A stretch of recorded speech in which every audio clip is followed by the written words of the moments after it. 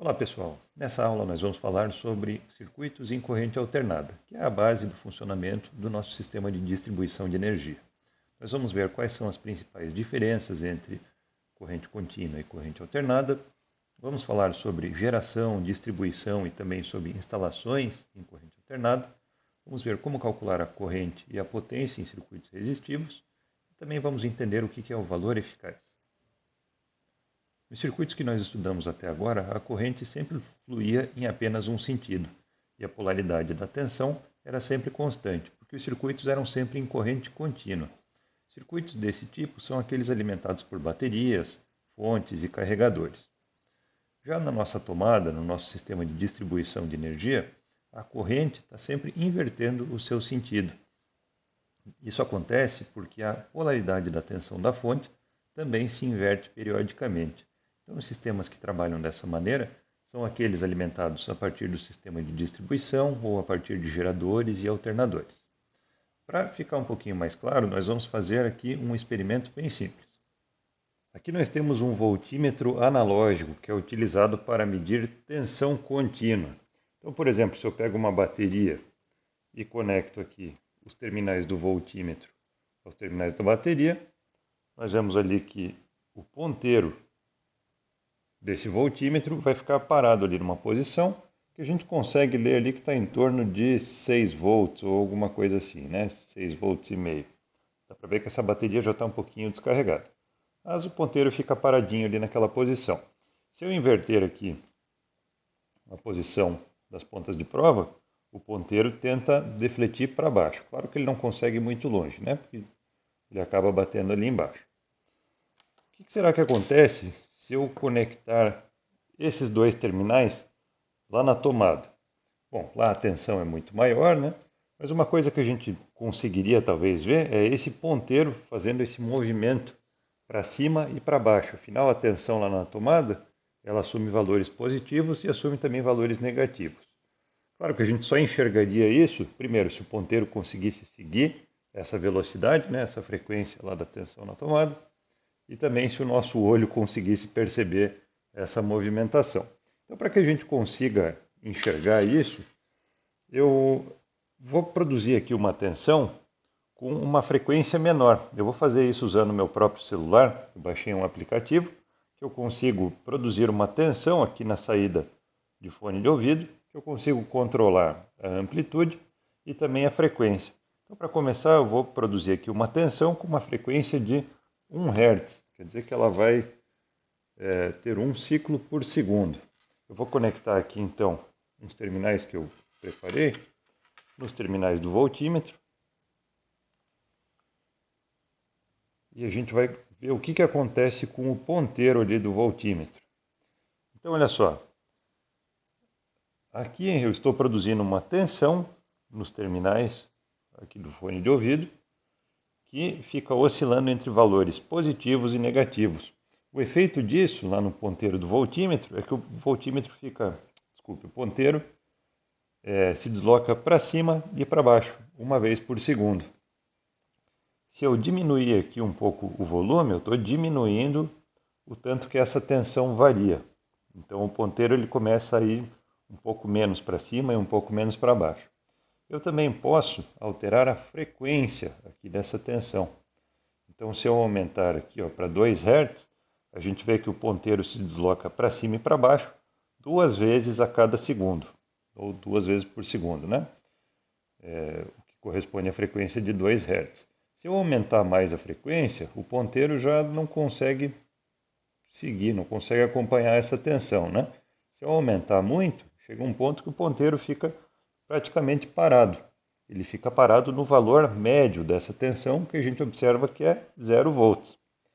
Se eu baixar aqui de novo agora a frequência para 1 Hz, a gente vê que o ponteiro consegue seguir novamente essa tensão. Agora ela está com uma frequência bem baixa. Eu posso também alterar aqui o que a gente chama de forma de onda. Então, antes a gente estava numa forma senoidal, que a tensão varia de uma forma, vamos dizer assim, suave. Eu posso mudar também para uma onda quadrada. Então a gente percebe aqui que o ponteiro ele fica se deslocando abruptamente entre dois valores, né? Um valor alto e um valor baixo. Se eu mudo novamente aqui para senoidal, a gente consegue ver que essa variação da posição do ponteiro se dá de uma forma mais suave. O objetivo desse experimento, então, foi possibilitar que a gente consiga visualizar o que é uma tensão alternada. É uma tensão que fica oscilando entre valores positivos e negativos com uma dada frequência.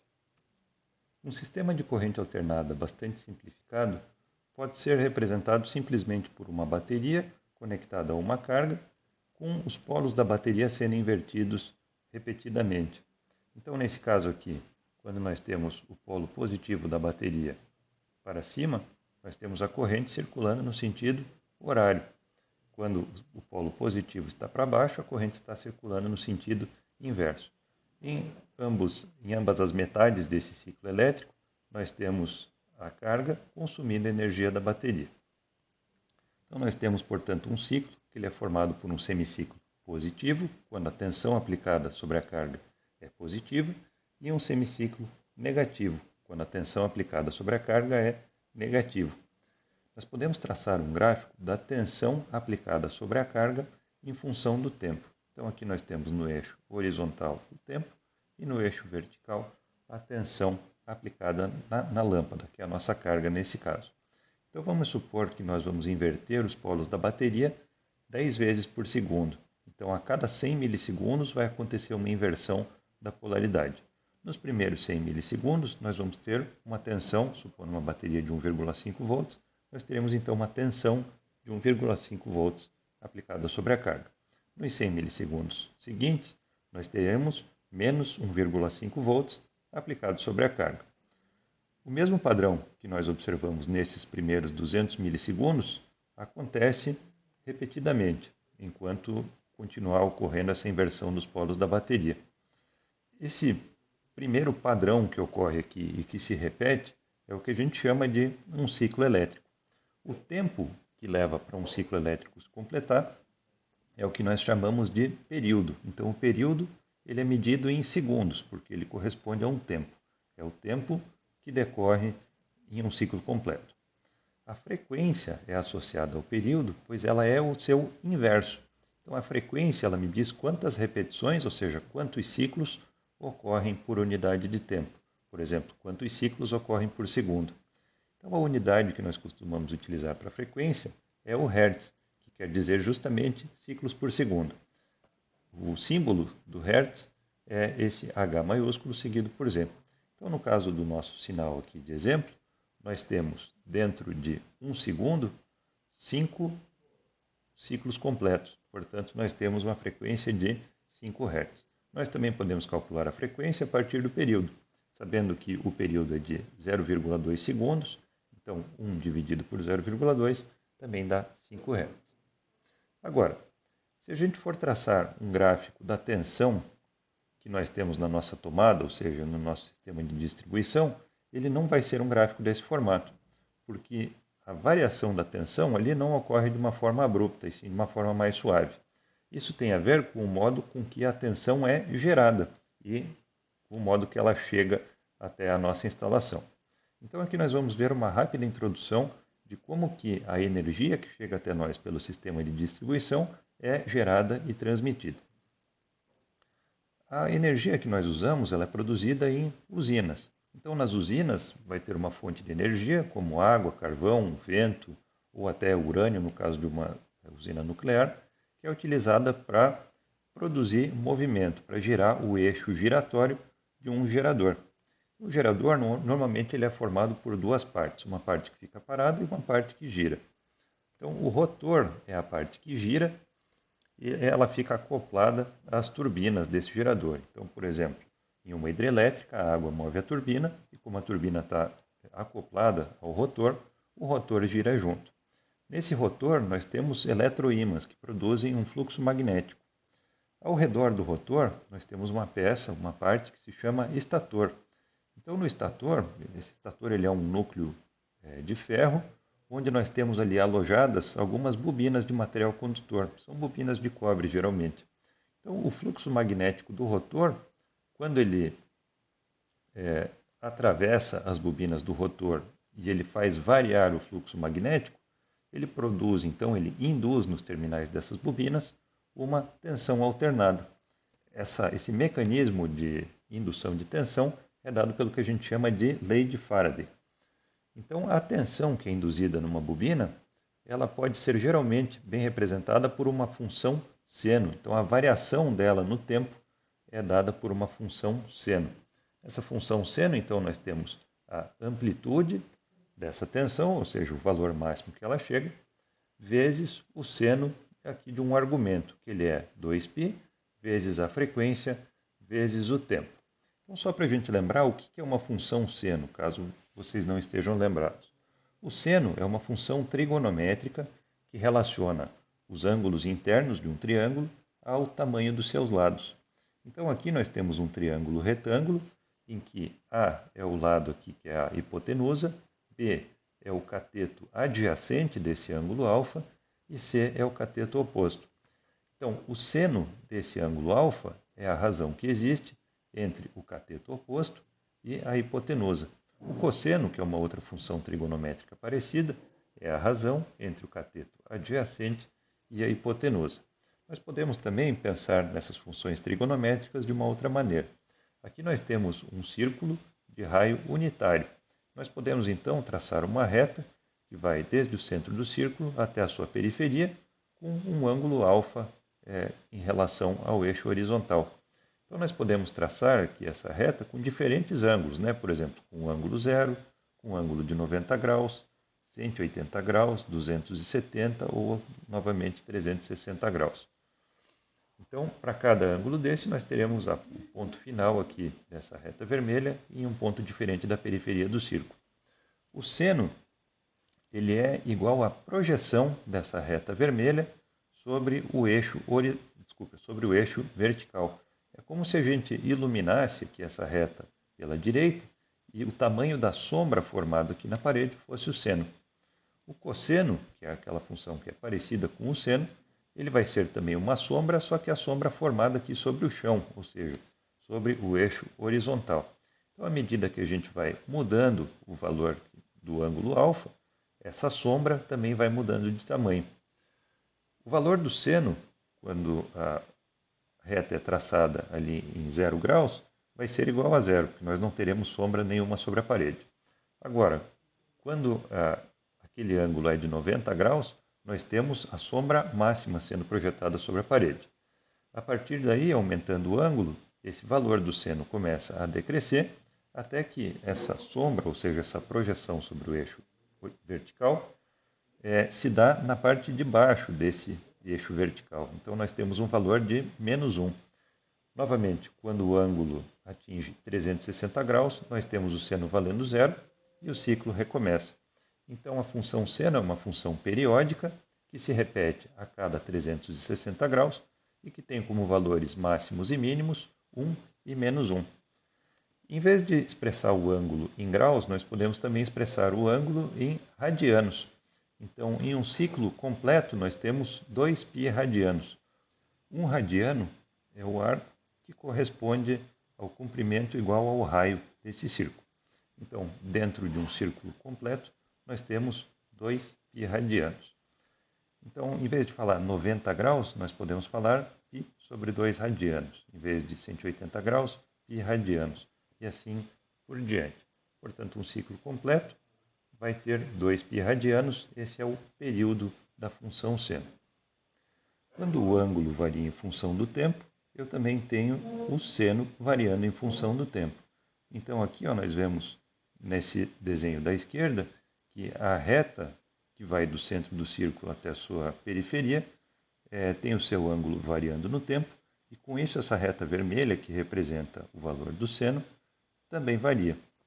Isso traçado aqui do lado produz então um gráfico em função do tempo que tem o mesmo formato da tensão que nós observamos na nossa tomada ou no nosso sistema de distribuição de energia. A tensão que nós observamos na tomada certamente era maior do que 1 volt. Então, para que a gente consiga representar a tensão por uma função seno, nós multiplicamos essa função por um valor que é a amplitude. Assim, o valor dessa função passa a variar entre o valor positivo da amplitude e o seu valor negativo. Esse argumento que nós temos aqui dentro da função seno é igual a 2π vezes a frequência vezes o tempo. A frequência, se vocês lembrarem, ela é igual a 1 dividido pelo período. Então, a cada vez que o valor do tempo for um múltiplo do período, nós teremos aqui dentro da função seno um múltiplo de 2π. Portanto, a função vai começar a se repetir. Essa tensão que é produzida pelo gerador não chega diretamente aqui na nossa tomada, e sim ela passa por várias transformações nesse caminho. Por exemplo, eu posso ter um gerador produzindo uma tensão de 18 kV. A tensão que nós vemos aqui na nossa tomada é em torno de 220 volts. Lá na saída da usina, geralmente nós vamos ter uma subestação elevadora. Nessa subestação vai ter um transformador, que é um dispositivo que só funciona em corrente alternada e que ele faz então a elevação da tensão. Por exemplo, se o meu gerador produz uma tensão de 18 kV, lá na linha de transmissão nós podemos ter uma tensão muito mais elevada, como 500 kV, por exemplo. O motivo de se fazer essa elevação da tensão é porque com isso se consegue reduzir a corrente que circula pelas linhas de transmissão. A potência que é produzida pelo gerador é praticamente a mesma potência que é transmitida pela linha. Isso quer dizer que a tensão vezes a corrente no gerador tem que ser igual a tensão vezes a corrente na linha. Portanto, quando nós elevamos a tensão, nós, por consequência, estaremos transmitindo a mesma potência pela linha de transmissão com uma corrente mais baixa. Com isso, nós conseguimos utilizar cabos mais finos e mais baratos nas linhas de transmissão e conseguimos também ter menos perdas em forma de calor por conta da corrente circulando na linha. Então, essa é de longe a principal vantagem da corrente alternada. Foi isso que permitiu que nós transmitíssemos energia a distâncias mais longas com perdas menores. No regime de corrente alternada, continuam valendo aquelas leis que a gente já viu anteriormente, que são a lei de Ohm, a lei dos nós e a lei das malhas.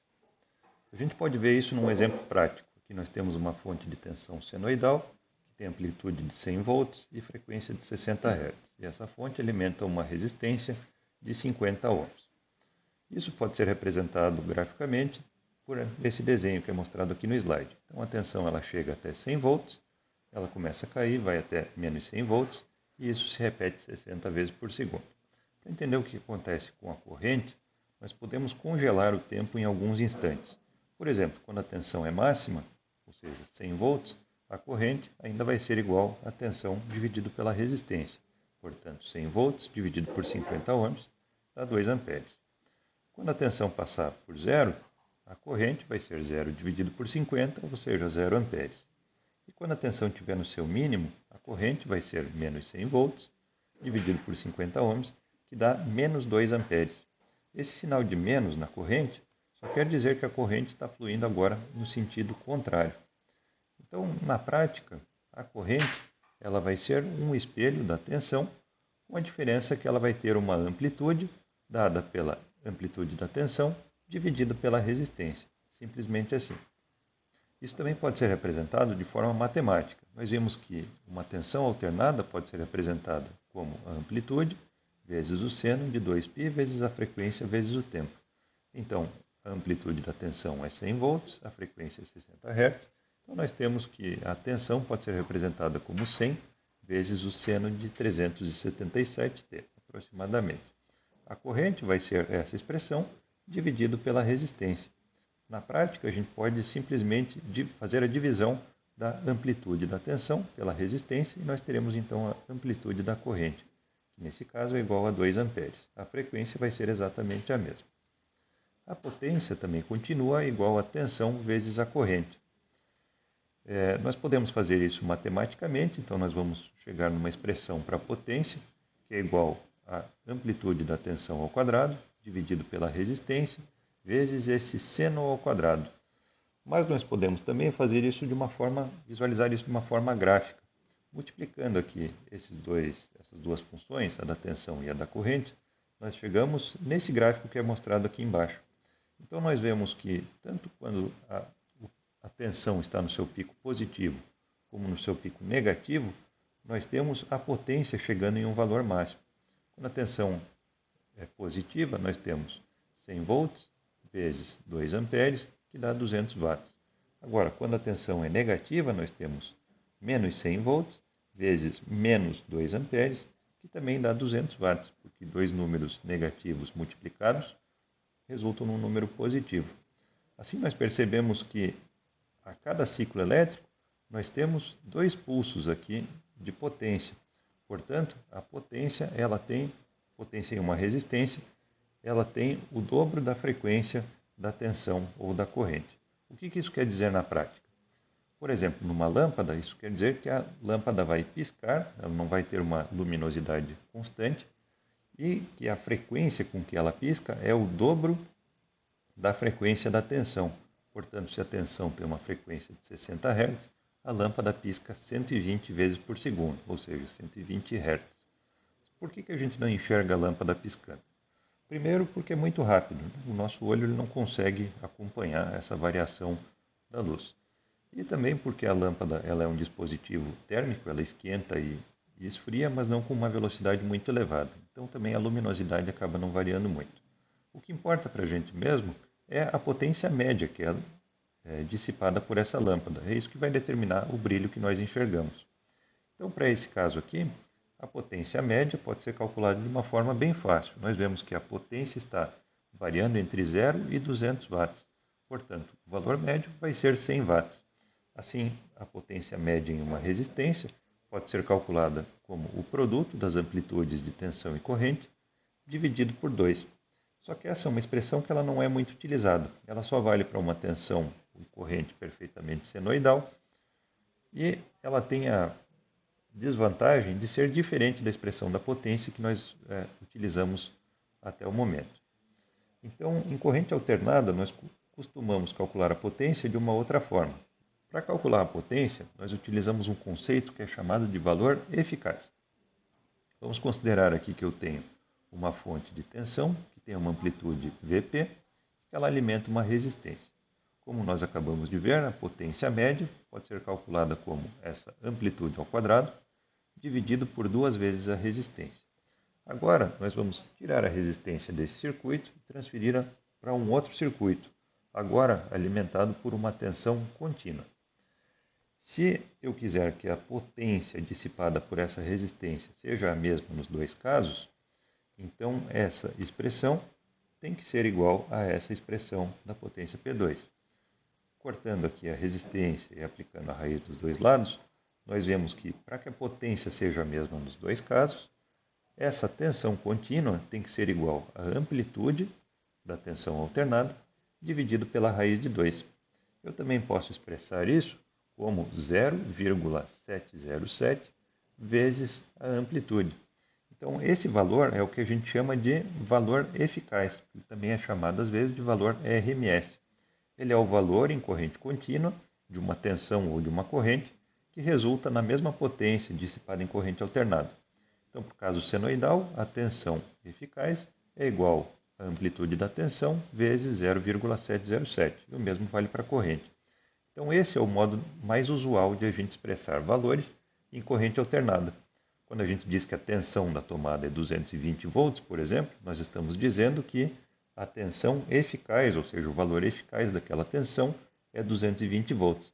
Na realidade, a amplitude daquela tensão não é 220, como nós vamos ver num exemplo posterior.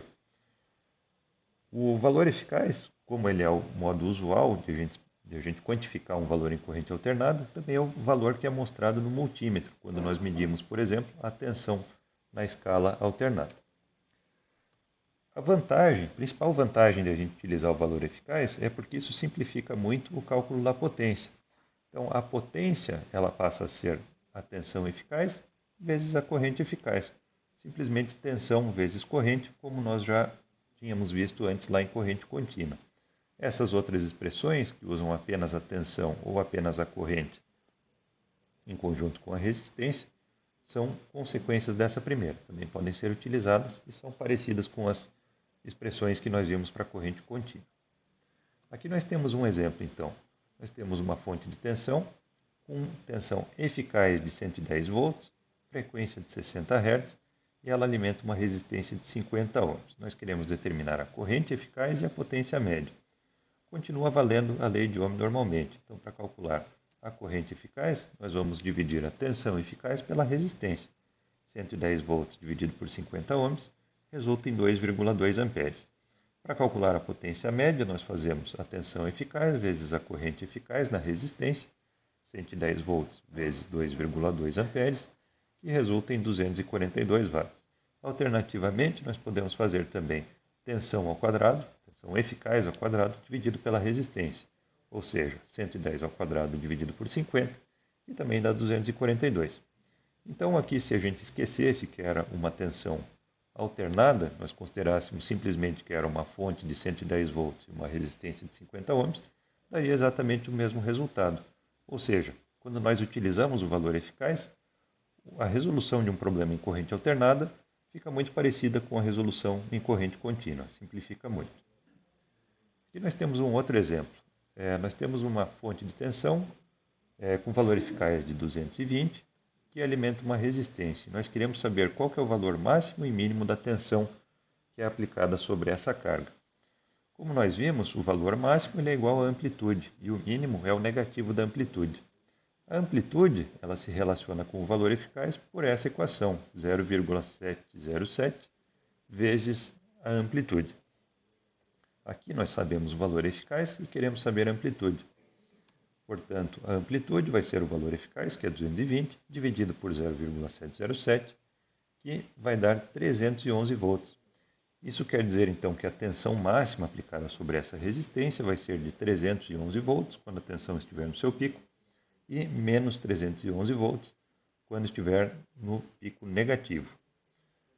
O que isso quer dizer também? Que a tensão que nós temos na nossa tomada, que tem valor eficaz de 220, ela fica oscilando entre 311 e menos 311 volts, 60 vezes por segundo.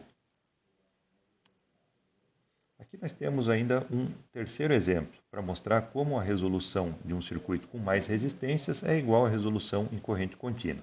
Nós temos uma fonte de tensão com valor eficaz de 100 volts, que alimenta duas resistências em série, uma de 15 ohms e uma de 35 ohms. Da mesma forma como a gente fazia lá em corrente contínua, quando a gente quer resolver um circuito dessa forma, nós precisamos calcular primeiro a resistência equivalente. Nesse caso, como as resistências estão em série, a resistência equivalente é igual à soma dos dois valores, que dá 50 ohms. A corrente, então, que circula por esse circuito vai ser igual à tensão eficaz da fonte, dividido pela resistência, que resulta em 2 amperes. Para eu saber, então, a potência em cada uma das resistências, eu posso utilizar aquela expressão resistência vezes corrente eficaz ao quadrado. Dessa forma, a potência na primeira resistência dá 60 watts e na segunda 140 watts. Ou eu poderia também calcular a tensão em cada resistência e fazer a multiplicação. Nós vamos aproveitar essa aula para fazer uma introdução às instalações elétricas em corrente alternada. Então, como nós vimos, em corrente contínua, a fonte tem uma polaridade constante, ou seja, existe um condutor que a gente pode dizer que ele é o positivo e o outro que ele é o negativo. Agora, em corrente alternada, a polaridade da fonte ela fica variando o tempo todo. Então, nós não temos mais um cabo que é o positivo e outro que é o negativo. Por isso, em corrente alternada, a gente acaba usando outros termos para designar ou para identificar os cabos. Nós geralmente vamos ter um cabo fase, um neutro, um cabo de proteção. Então, a gente vai dar uma olhadinha agora o que significam esses termos. As instalações em corrente alternada variam muito conforme a região, conforme o sistema. O que a gente vai tratar aqui é o sistema que é mais comumente utilizado nas nossas instalações residenciais. Então, nessas instalações, nós geralmente vamos ter um condutor fase, um condutor neutro e um condutor de proteção, também chamado de terra. O condutor neutro, ele é um condutor que ele vem lá de um dos terminais de saída do transformador, aquele que fica lá no poste. Ele passa pela medição e ele chega até um dos terminais da nossa tomada. Lá no início da instalação, esse condutor é conectado ao eletrodo de aterramento. Isso quer dizer que o potencial desse condutor sempre fica muito próximo ao potencial da terra, que é tomado por nós como um potencial de referência, que é o potencial também que nós nos encontramos.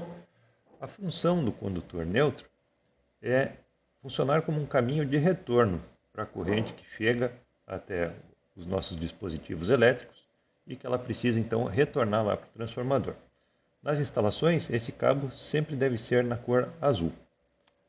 O condutor de fase é um outro condutor que sai lá do nosso transformador, aquele transformador que fica no poste lá da rua. Ele passa também pelo medidor de energia e passa lá pelo quadro geral, onde ele pode ser interrompido pelos disjuntores. Então, por esse cabo circula a corrente que alimenta a carga, que, por exemplo, um refrigerador. Então, a corrente vem lá de um dos terminais de fase do transformador, passa pela medição, passa pelos disjuntores, passa aqui por dentro do nosso dispositivo e retorna pelo neutro até voltar lá para o transformador. O potencial desse condutor ele fica variando entre positivo e negativo em relação ao neutro, ou seja, também positivo e negativo em relação à Terra. Pela norma, a cor desse condutor pode ser ou preto, ou branco, ou vermelho, dependendo da fase em que ele está ligado. Existe ainda um terceiro condutor, que é o condutor de proteção, que é aquele condutor verde ou verde-amarelo que tem nas nossas instalações. Normalmente, esse condutor não é percorrido por nenhuma corrente, a menos que exista um defeito ou uma falta em algum dos dispositivos que está na nossa instalação elétrica. Por exemplo, esse refrigerador aqui. O compressor dele é conectado ao neutro e ao condutor de fase. Se por acaso, por algum defeito, o condutor de fase sofrer algum defeito na isolação do cabo e acabar encostando na carcaça metálica do refrigerador, isso vai representar um risco de choque elétrico para alguém que toque nessa carcaça energizada. Então, o condutor de proteção ele fica conectado às carcaças metálicas dos equipamentos. Dessa forma, se ocorre algum contato acidental de um condutor energizado com essa carcaça, vai circular imediatamente uma corrente elevada, uma corrente de curto-circuito, pelo condutor de fase e pelo condutor de proteção, fazendo com que o disjuntor desarme, ou seja, que ele desenergize aquela parte do circuito onde existe um defeito. Existe ainda um quarto condutor que a gente encontra nas nossas instalações, que é um condutor geralmente amarelo. Esse é o condutor de retorno, que ele é usado para acionar, por exemplo, luminárias. Então, quando a gente instala uma lâmpada numa instalação, a gente não instala entre o fase e o neutro, senão a lâmpada nunca apagaria. A gente vai colocar um interruptor e o cabo de saída desse interruptor, que na entrada tem fase, o cabo de saída é chamado de condutor de retorno. Então, o potencial desse condutor varia conforme o interruptor é acionado ou desligado. Quando o interruptor está acionado, o potencial desse condutor é igual ao do fase. Quando ele está desligado, quando o interruptor está desligado, o potencial desse cabo de retorno fica igual ao cabo do neutro. Nas instalações, a gente ainda pode ter mais do que uma fase. Por exemplo, nos sistemas bifásicos, que tem 2 fases, ou trifásicos, que tem 3 fases. Então, as fases saem lá do transformador e elas apresentam a mesma tensão entre fase e neutro. Então, geralmente a gente chama as fases de R e ST. Essas 3 fases com relação ao neutro vão ter a mesma tensão e eficácia. Mas entre essas fases, existe uma defasagem no tempo. Cada uma chega no seu máximo em instantes diferentes no tempo. Essas fases normalmente estão igualmente defasadas no tempo. Então, 120 graus dentro do ciclo elétrico. Depois de acontecer o máximo de uma fase, acontece o máximo da outra fase, e assim por diante. A tensão entre fases, ela não é nem zero e também não é a soma de 2 fases. Existe uma relação trigonométrica. Então, a tensão entre fases normalmente vai ser igual a 1,73 vezes a tensão fase neutra. Então, no nosso sistema de 220 volts entre fase e neutro, normalmente a tensão entre fases é de 380 volts.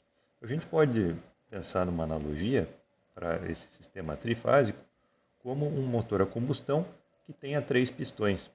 Então, os 3 pistões trabalham com o mesmo curso, têm o mesmo deslocamento. Só que eles nunca estão na mesma posição. Quando um pistão está no topo, vamos dizer assim, os outros 2 estão em outros pontos ali do seu ciclo. Mas isso aqui já é um assunto para uma próxima matéria. Então, nessa aula nós vimos que no regime alternado, o sentido da corrente e a polaridade da tensão invertem-se periodicamente. Nos sistemas elétricos, Geralmente essa variação da corrente e da tensão segue uma função senoidal em função do tempo. A principal da vantagem da corrente alternada, como nós vimos, é a possibilidade de fazer a elevação e redução da tensão utilizando transformadores. Nós vimos também que num circuito resistivo, a corrente é um espelho da tensão que é aplicada sobre a resistência, com a amplitude dessa corrente sendo igual à amplitude da tensão dividido pela resistência. Mas nós vimos também que nós acabamos não utilizando muito a amplitude nos cálculos, para quantificar os valores alternados. O modo mais convencional é se referir ao valor eficaz, que é o valor em corrente contínua, que resulta na mesma potência daquela tensão ou daquela corrente alternada.